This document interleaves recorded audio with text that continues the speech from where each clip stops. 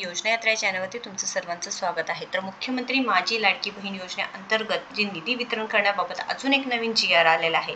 या आठवड्यामध्ये हा तिसरा GR आहे, कारण जे अजितदादा पवार यांनी सांगितलं होतं पाठीमागच्या आठवड्यामध्ये की 3600 कोटी रुपयांच्या चेकवरती सही झाली आहे व हे पैसे लवकरच लाडक्या बहिणींच्या खात्यामध्ये उद्यापासून येणार असं त्यांनी शब्द दिला होता। परंतु लाडक्या बहिणी आता नाराज आहेत, कारण 3 जुलै म्हणजे जवळजवळ 3 ते 4 दिवस झाले आहेत लाडक्या बहिणी वाट पाहत आहेत की आम्हाला जो 12वा हप्ता आहे तो कधी मिळणार।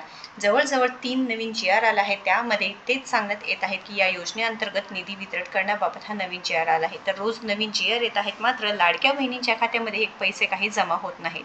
तर आज आपण या संदर्भात अतिशय महत्त्वाची बाब आहे ती लक्षात घेणार आहोत। तर मुख्यमंत्री माझी लाडकी बहीण या योजनेअंतर्गत निधी वितरित करण्याबाबत हा नवीन महाराष्ट्र शासन निर्णय आला आहे।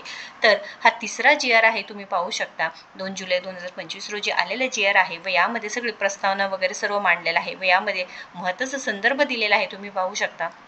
महिला व बाल विकास विभाग शासन निर्णय दिलेला आहे व सामाजिक न्याय व विशेष सहाय्य विभाग यांचं सुद्धा इथे माहिती दिलेली आहे।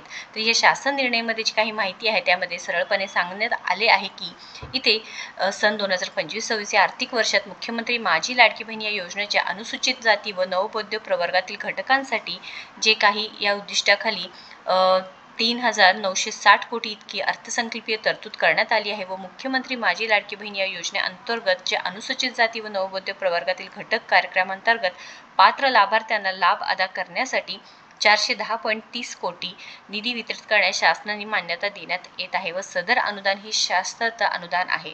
सदर योजनेवरील खर्चासाठी उपसचिव महिला व बाल विकास विभाग मंत्रालय मुंबई हे नियंत्रण अधिकारी तसेच कक्ष अधिकारी महिला व बाल विकास विभाग मंत्रालय मुंबई येथे आहरण व संवितरण अधिकारी राहतील। तर लाडक्या बहिणींना हे पैसे कधीपर्यंत जमा होणार आहे, कारण शासनाने जवळजवळ 3 ते 4 दिवस झाला आहे की सांगितलं आहे की लाडक्या बहिणींना हे पैसे लवकरात लवकर जमा होतील व अजितदादा पवार यांनी स्वतः सांगितलं होतं की 3600 कोटी रुपयांचे जे चेक आहे त्यावरती सही केली आहे व हे पैसे लवकरात लवकर जमा होणार आहे व त्याबाबतीत 3 GR सुद्धा आले आहेत व हा तिसरा GR आहे।